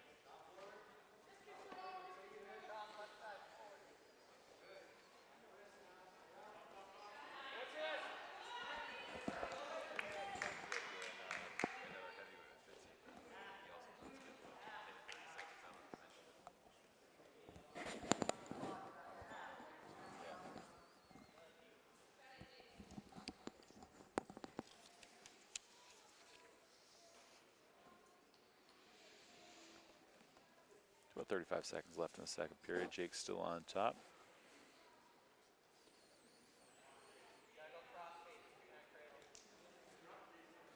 Coach Altabelli saw that cradle coming. He mentioned it to Jay. He transferred, changed right off to it and ended up coming up with the pin. Nice communication from coach to athlete. All right. Well, these are important matches. You know, again, it's always tough getting a lot of matches when you're a JV wrestler, even more so this year without some of the tournaments that we'd send guys to. So good opportunity for Jake, second straight week to get a match. So far, so good for They him. didn't have any exhibitions over at Wyndham, which was too bad, but we're getting a few in here today, so that is good. Yep. Don't want to jinx anything, but it's 2 straight weeks. Again, I think one of the things I was wondering about going into it was how the masks would play, whether we'd be in whistles to adjustments, and I don't think that happened at all tonight, so, or today again. So it's good that it doesn't seem to be affecting the wrestling in terms of the action. Yeah, the wrestling equipment companies quickly got on that and got some durable masks. I know our team is outfitted in some masks from Cliff Keen, and that seems wearing one of those right now. Yeah, they seem to be very good at staying in place during the bouts. So kids are practicing in masks as well, so they're certainly more used to it than I think the spectators are seeing it. Yeah, these guys would wear anything you told them if it meant wrestling or not wrestling. Yeah, if it meant they had to wear a full ski suit, they'd probably just ask where they order theirs. You know, anything to make this happen. Okay, next up we have Jake Morrissey from Hollis, Brookline. Who from Timberlane? Yep. Oh, from Timberlane, and Luke Wang from Hollis, Brookline. Yeah, Morrissey is a freshman. This is his first match with the Owls, so it'll be good to see him out there. No specific weight classes necessarily for the JVs, but I believe Jake's about 145 pounds. He's trying to stay in on that whizzer, but Luke Wang's going to get the takedown. So he's got to work up here. Jake doing a good job trying to scurry away here. Ooh. Coach Altabelli telling him to fight the hands. He's going to give up 2 back points on the edge, so good fight there from Jake trying to get his hands back. So 4-0, about 30 seconds left in the first period. Again, with JV matches, it's a 1-minute first period.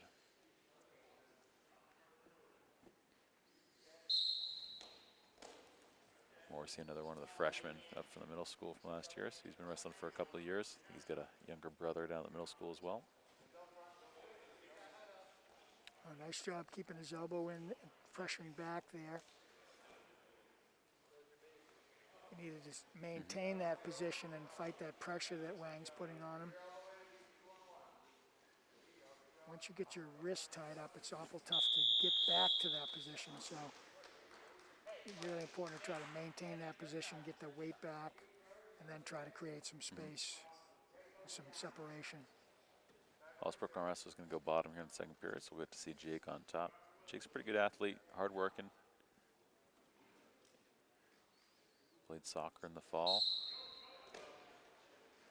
to start for the varsity team. So it looks like Luke Wang's early action here led to Jake locking his hands, so he's going to get a penalty point. So it'll be 5-0 Wang early in the second period.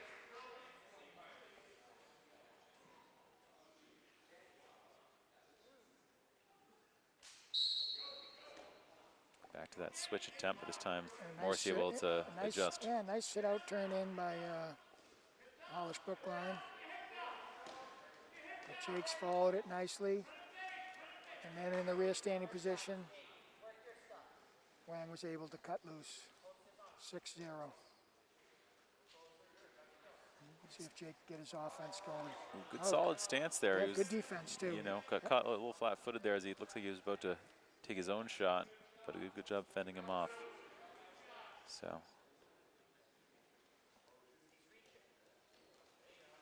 Nice job. That's a good shot. Single. Yeah, I'd like to see that. Let's see how he tries to finish it. Should try to get to the outside a little. All right. Keep improving his position here. Oh, he's cut double. Go ahead. He's still So working. Yeah, Back he's still to the single working. leg. No, he's doing the right things. You got to slide. Wang's doing a good job putting the pressure back on that tight angle, so we could end up seeing a stalemate here, but Jake's still working. I Looking, like it. Go to the opposite side. Oh, keep coming.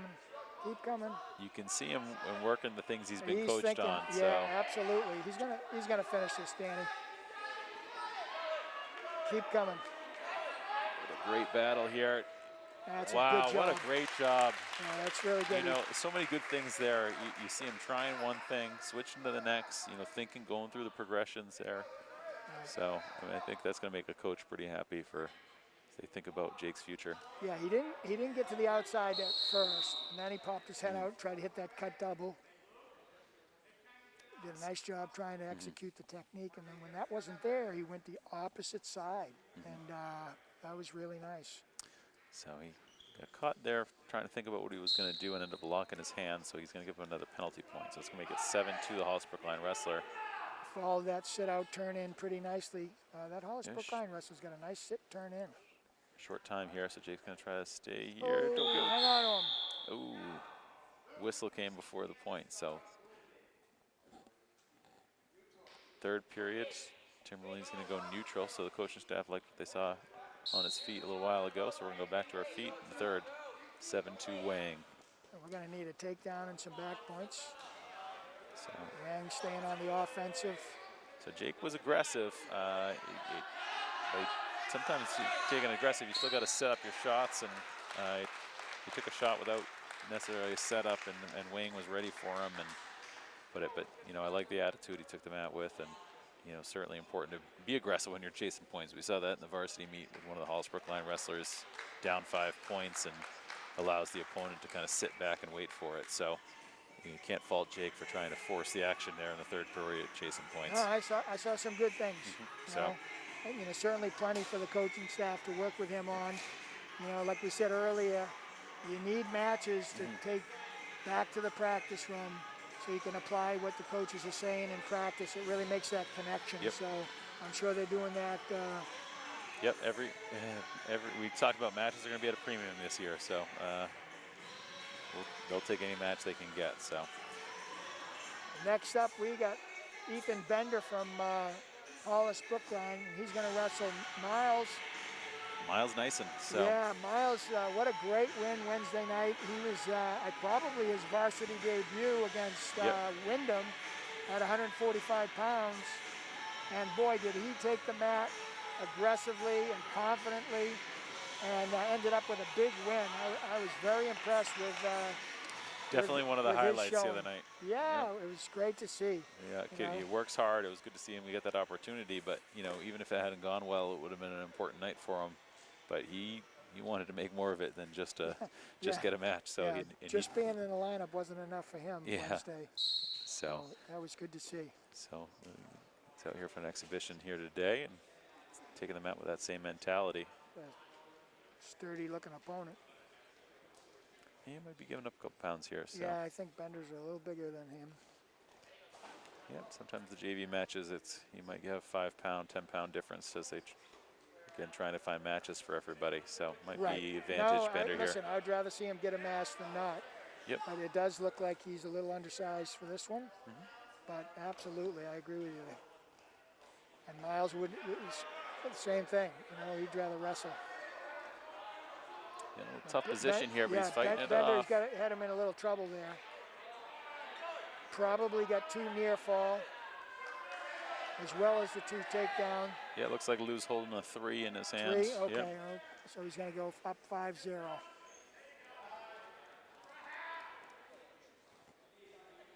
And that's the end of the first period. Yeah, sometimes you wrestle a guy with a little bit more weight to you, and you got to change your style a little bit, kind of. Yeah, you got horsed over a little bit. Yeah, so that's all right. Like Miles' aggressiveness on his feet, he's going to adjust a little bit. He also showed me that he's got a really good cradle. He showed that Wednesday night at Wyndham. Let's see if he goes to that in this match. That cradle's a great equalizer. He try to hang over for that cross face, but Bender did a good job coming to his feet a little bit. So I think he was thinking the same thing you were thinking about that cradle, but you got to put a little weight on it to break him down first. So Bender ends up getting his escape at 6-0. So we'll go back to our feet You know, Coach Brown telling Miles to get on his opponent's head.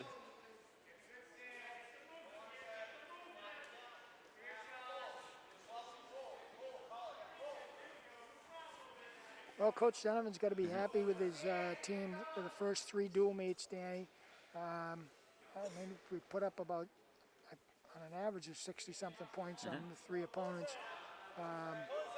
But more importantly, I think the way the guys wrestle. Yeah. Eric Kapler performed really well against a very good opponent. I think he'll be very happy with that performance against a good, and of course his veterans performed really well.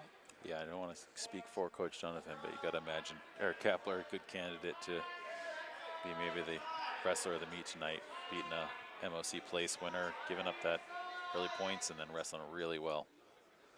So Bender's got Miles in some danger here at the tight cradle, and he gets the fall. So about 40 seconds left in the second. So, but still, like what I see from Miles so far this year. Again, gave up a little weight today, but like you mentioned, Wednesday night, got that opportunity, took advantage of it. So maybe a bright future for him. So. Yeah, no, I think as far as the varsity goes, a lot of kids seem to be executing the technique that you guys are working on in practice. You can see that. The transitioning on top from one thing to another, not getting stuck on one thing. I saw that today. Different offensive attacks. It looked to me like we were attacking both sides of the body from neutral, which is always a valuable thing, not getting stuck on one technique, one shot. So I like what I see from kids from top to bottom. Good to see some guys that haven't been on the mat. John Fabrizio and Malachi. We talked about that at the beginning of the match. They look good, so very impressive outing for Timberlane. Yeah, I think the staff will be excited about a couple guys that lost last weekend and came out and had some big wins with Dom and Kapler, who we mentioned before. Yeah, they both looked good tonight. It was a really nice win. That was a great match. Yeah, transition from last week to this weekend was pretty noticeable from him. So. All right, what do we got next? All right, and one of the seniors, Chris Baldwin, can come out and get another match for the Owls. He's wrestling Owen Damon. So Damon and Baldwin. So it looked like maybe the Owls were giving up 10 pounds last match, and maybe they got him back this match. So, but again, 1 minute first period here. So good job, Chris, going across the double there. That was beautiful technique. Get that high pick and then the change off to the double. Very impressive. So he's got almost like a crossface cradle, but he lost the arm and wisely switched off rather than forcing it. So 2-1 here, Chris. Really nice technique. Ooh, Damon with an inside shot here, and Chris got caught a little flat-footed and gives up the takedown, so it's 3-2. Well, he got himself extended on a bad, a half shot attempt, and then his opponent was able to take advantage of it when he came out of it. So 10 seconds left here in the first. It'd be nice to see Chris try to come up and get one. Yep. But Damon doing a good job riding that ankle and breaking him down. So we're going to head to the end of the first period at 3-2, Damon. Timberlane defers choice, and Hollis Brookline's going to go back to on bottom. Let's see if he can break him down here and freeze him before he transitions to that cradle he was looking for. Yeah, See that? shot. Much better, much better. Almost snuck a little near side. He got his own hip underneath, but because good he had job the wrist. coming up. Yeah. I thought we were going to be talking about him getting a little loose there and then turn it into back points real quick. So good job adjusting by Chris. Yeah, he had that cross arm trap, so he was able to come out of that and then put it into points. So very nice. So you see that happen sometimes off the whistle. You get that near tilt, which he shows again a little bit. But you got to keep your hips ready in case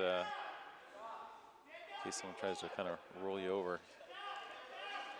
So a few back points there for Chris to give him the lead, and then Damon comes back on escape. It looks like it's 5-4 Timberlane right now. And a nice low single. Gets the takedown, so it's 7-4. He comes up top. A lot of action here early in this match. Now 7-5.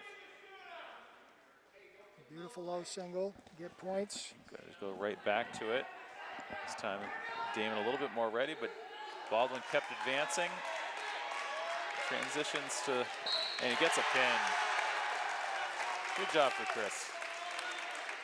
Yeah, he went from takedown to back points in a real hurry. A couple of really nice takedowns by Baldwin. He hit the pick that I really liked earlier in the match, and then he changed levels really well. He's a tall, big kid, but he was able to level change and capture that low ankle. But that last one, he transitioned to the back points right away, so it was good. Yeah, those moments right after a takedown can be dangerous time for both guys. We saw earlier in the night, Don Polari get taken down and escape within a second. He hit the mat and was ready to go. The opposite kind of here. Chris Baldwin gets the takedown, and I think the Hollis Brookline wrestler kind of stopped for just a second, and Chris took advantage. So. We're going to go down to the lightweights here for our next exhibition. We'll see. I know there was some talk about Hollis Brookline of a couple options of guys they might send out, so we'll apologize if we end up getting the name wrong, but we'll see who ends up rolling out here for them. No, it's Tucker Hadwin for Timberlane, a sophomore. He weighs 120 pounds. I believe this is Seth Ponders. I think he wrestled John Fabrizio earlier in the night. So Fabrizio and Hadwin here. We'll call it a 120-pound matchup. I saw Tucker in the gym in the off-season, working hard to get himself ready for the winter season. I'm impressed with how he looks this year. Has a beautiful shot. Came right up to his feet. I like that. Yeah, Tucker got a lot of matches in last year with the B team, and I think he ended up going to maybe the JV state finals last year. So that was a nice job. He hit a nice shot, but he didn't stay down there when his opponent tried to defend it. He came right to his feet to that high single position. And when you have the leg up in the air, you have a lot more options to finish. So the higher you are off the mat with a single leg, the more options you have. And he did a nice job finishing that, going into a double from that high single position. So good job. Riding tough right now. He's had a near arm chop. He had a tight waist for a little bit there, and now he's got a bar arm. He's trying to run around, but ref Ferrello did a good job stopping that as it got a little iffy looking towards the end there, but as the period ended as well. So 2-0 first period for Tucker. And Timberlane choice, it looks like Tucker's going to be on bottom.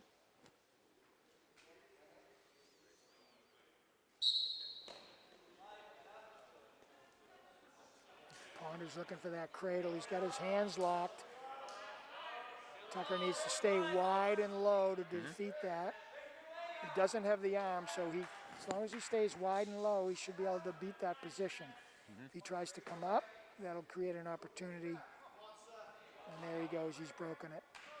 Ponders did a nice job, though, of throwing in a leg. Now he's got a cradle on the opposite side. And then he went right back to the cradle, so nice job on his part. Tucker's still doing a good job fending, but See, good job kind of fighting the hands. The second he kind of got his hip broken there, he went and attacked the hands, and that saved him because I think he gave up a 1 count, but no back points. This time he caught the wristas, so good adjustment. He's got to try to keep his head up as he comes up. I think he's doing a good job trying to keep him coming to his feet, but he gets his knee close to his head. Ponders has been locking up that cradle. Yeah, he's got a couple of tricks up his sleeve. He likes the cradle, and so he goes leg in, and then when you try to come out of the leg position, he goes over the top and cradles. Nice job on his part. I thought he might have had 2 there. It was really close. Oh. And there's the escape for Tucker with a minute left here in the second, so it should be 3-0. He's got an underhook. He's trying to use that.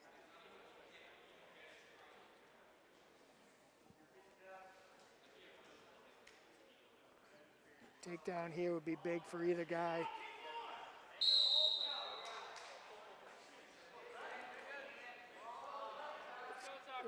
If Tucker gets a takedown, he'll go up 5-0. If Seth Ponders gets a takedown, he cuts the lead 3-2, and he's back in the match. 36 seconds left.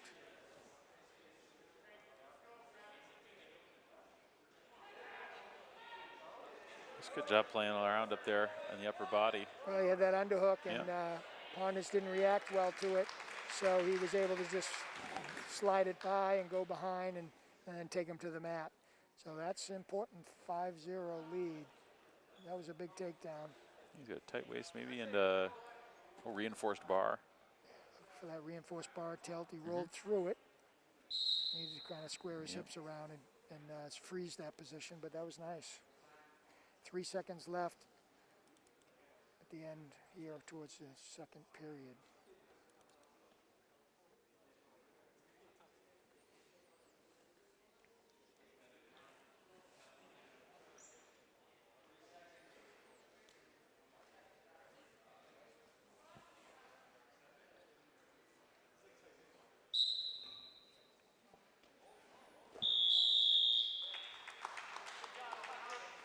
Third period, Hollis Brookline's choice this period. Looks like he's choosing top. And that's the position he's been best at in this match so far, so I understand Coach. Yeah, see if he goes right back to that cradle. Yeah, he wants to get that cradle in there again, but this time, Tucker, he says, I'm not staying down there. I'm coming up and taking that away, and he certainly does. And now he's in complete control of the match, 7-0. A lot of time in the period, so let's see if he can get a turn.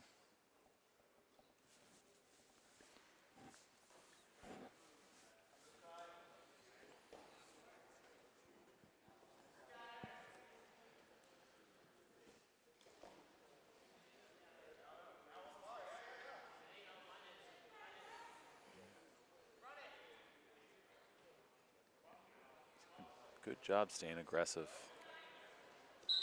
Ooh, that bar, he got the hand facing a little bit the wrong direction there, so Lou's going to give the Hollis Brookline wrestler a point, but I like Tucker's aggressiveness on top. Yeah, that looked like a real good bar to me. I didn't quite see what Lou saw in that. He called it potentially dangerous earlier, so it must have been the direction of the arm going forward in the long axis of the body as opposed to across. I couldn't quite see it. It's tough to see from this far away. I think that's probably what he was seeing. You can't take a limb like an arm and run that forward, so you have to run it across, put that shoulder in his ear. And yeah, he's doing a good job here. Kind of seems keeping that arm down. Oh, you get the half on the other side. Oh, that is tight. That was beautiful. So yeah, you get you get the near side bar and the far half. You got your opponent in some danger. Yeah, I know. Ponders did a nice job fighting off that very tough bar. And then Tucker switched it off and went a half on the opposite side and stacked it. That's a nice job on his part. Yeah. He's got a little savvy. A year of experience under his belt. He's looking good. Like I said, I know he worked hard in the off season. Physically, he looks better. And of course, his wrestling has improved quite a bit too. So good for him. He's up 9-1 here with about 27 seconds left. Got that Blair ride. See if he can get the half on the opposite side. Or the wrist. He took his weight off for about a second there, and Ponders tried to run his hips into him, but adjusted pretty well. Well, listen, he's up 9-1. He's got that Blair ride on, and even though he's not turning him, he's putting great pressure on him. Doesn't have a lot of options underneath, so he's in complete control. That's a all-around pretty good match there from Tucker. Yeah, very impressive. Very solid.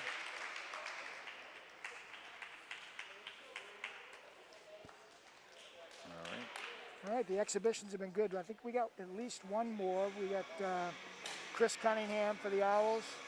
Yeah, it's Chase Cunningham, so another freshman. We saw him. Chase, we saw him last week. That's all right. I didn't write it very clearly, so I'll take the heat on that one.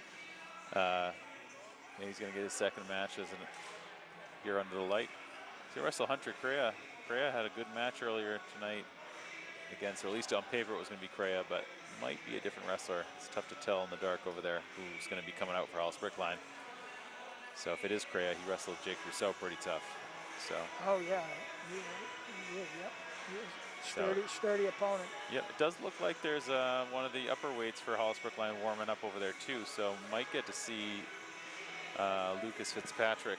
I see him in a singlet, so we're going to see another heavyweight match, which is good. We've talked about not necessarily having a ton of heavyweights out there, so good job for the Hollis Brookline and Timberlane coaching staffs, seeing an opportunity to get more matches.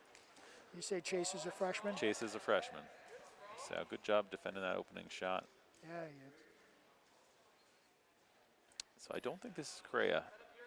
So apologize to those fans from Hollis Brookline if we don't have the name nice right. reaction to the shots. Got his hips back really nicely. I noticed the team as a whole has really done a nice job of getting their hips back when they're attacked on offense. The Hollis Brookline wrestler did a nice job staying with his technique, but Chase, good on the initial defense. Nice job coming up there as well.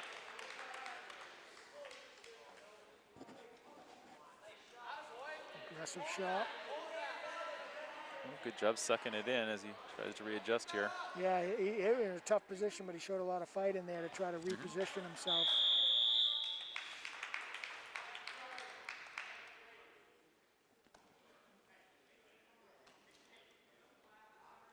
Looks like Timberlane's choice.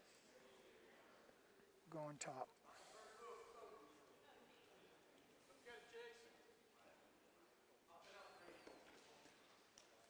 I just heard the name Brady, so I'm thinking this might be Brady Rogers, who wrestled at 132 pounds earlier tonight against Ben Little.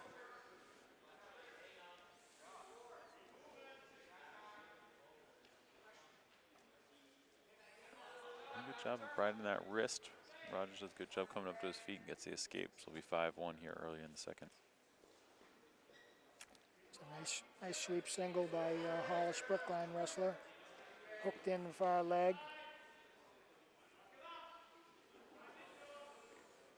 Looking for that cradle.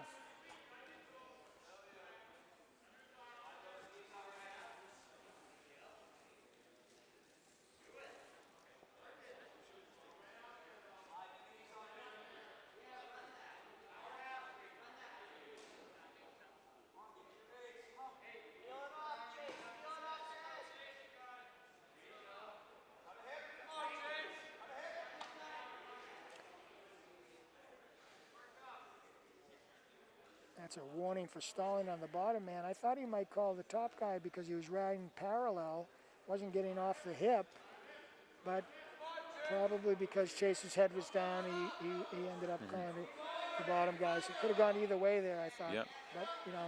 Yeah, you've got the bottom man start to try to lift his upper body a little bit and continue to try to build the base while the top man's riding parallel. You'll see the call go the opposite direction, but Chase a little too tight to the mat there, the ref must have felt. So this time he was able to build the base coming out of that tilt. Try to keep his hands in front, keep working, but I like that he's continuously moving under there. Back to a bar arm. That's trouble. A short time here. Let's see if he can survive. A few seconds left. 2, 1, and he does. So good job kind of holding on there, try to earn a third period and see what he can do. So all said and done, it's 10-1 here going into the third period. Hollis Brookline looks like they're going to go on their feet. Yeah, tough to get out of that bar and a wrist. The clock was his ally. We're on our feet. See if he can score. His opponent has quite a bit of leverage on him, so when he does get a hold of our legs there, that's tough to defend. So see if Chase can get a shot off on his own. He's got a good position there. See if he can get underneath his opponent's hand defense. Oh, good job being ready. Yeah, good job. Try to get to the front head. Yeah. That's a nice job. But that reach is a problem. See? Yeah. You know, I mean, so he did a nice job defending and getting on the front head. But because his opponent has such great reach, he's able to capture his legs and then go into his offense. But some good things there from Chase. A couple of back points added on. It's now 14-1 Hollis Brookline. He's got a bar here. So he's going to get at least the tech fall, but potentially a pin. See, Chase is doing a great job fighting.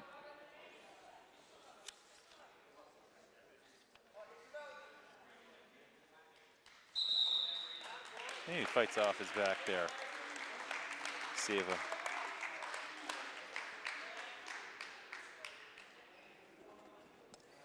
So deck fall win for Hollis Brookline. It does look like we said, there is another match here. Lucas Fitzpatrick, a heavyweight from Timberlane, going to get a match. I think it's the heavyweight that wrestled Malachi earlier, so it would be Ethan Strauss that's warming up on the other side. So we'll see who takes the mat in a minute or two. Doesn't appear to be anybody else in the gym warming up, so I think this will be our final match of the night. Okay. Well, it's been a good morning of wrestling. I'm sure the coaches from both sides are happy to see so many matches. Yep. The schedule gets a little tough for Timberlane, right? We got 3 Division 1 opponents coming up, as we said earlier. Wednesday will be in Nashua. Saturday home against Concord. I believe that's at 10 o'clock as well. And then Wednesday at Salem.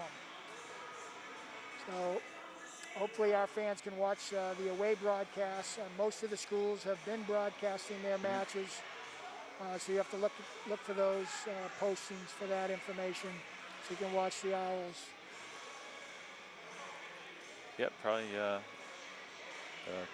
2 of the top 3 teams along with Timberlane in Salem and Concord coming up on the schedule. So could be a good test and could be a meet we see again later in the year.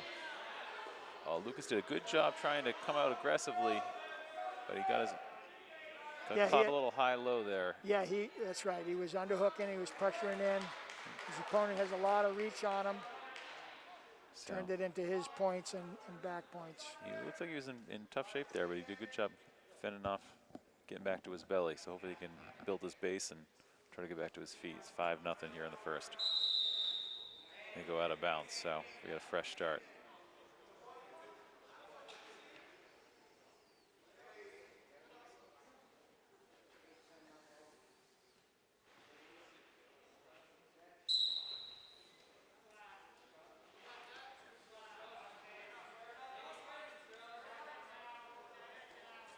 Like the Lucas is always looking to score. You know, he does remind me of his brother, Tyler Fitzpatrick, a New England place winner, and that he's takes the mat ready to wrestle, which we really like about him.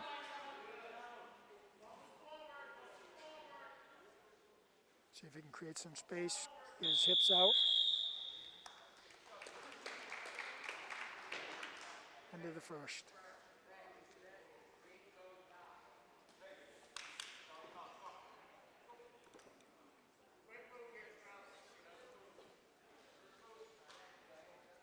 Lucas can be top here in the second. Tries to get his weight on top a little bit there. And back to our feet, 6-0 Hollis Brookline.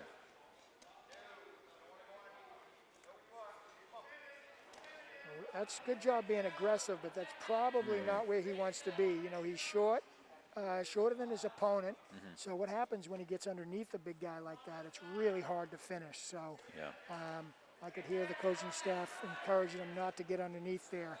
But you know, when you get out on the mat and you want to be aggressive, and that's good to see. But he'd be better off trying to get an underhook there or get his opponent's head down, working on his outside snags. Right. Yeah, if you're going to shoot straight on underneath, you got to be ready to finish right away. Yeah, it's just a disadvantage. In the heavyweight division, you know, you can see size mismatches here, and so you got to vary your techniques depending on where you are in that disparity. But I like to see him aggressive like that. So you don't want to coach that out of him. Right. But they'll work with him on his technique there. So, but good for him getting out here and getting his first match of the year. So that does it for the night. Looks like we are wrapping up here as the teams kind of approach the mat to give each other their farewells. But thank you for joining us here for another meet. I think overall, pretty good day for the Owls. Yeah, great day. You know, good to see some good wrestling, and a good week coming up. Yep. So.